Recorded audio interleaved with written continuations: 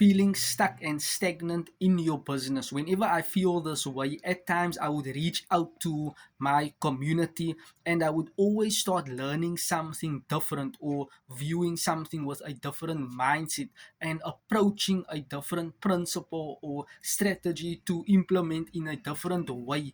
You always or consistently need to reach out to your community. Why? There will always be valuable lessons. Remember, what you do not know, you simply do not know. And we all do not know everything in online marketing, and that is the advantage for you to step up, to level up, to raise your standards so that you can start teaching people on your perspective, your opinion on how you see your current situation or online marketing and how you can excel and improve and fast track yourself into making progress and getting results or seeing change. Remember, whenever you feel stuck, apply this continually. Always go back to your community.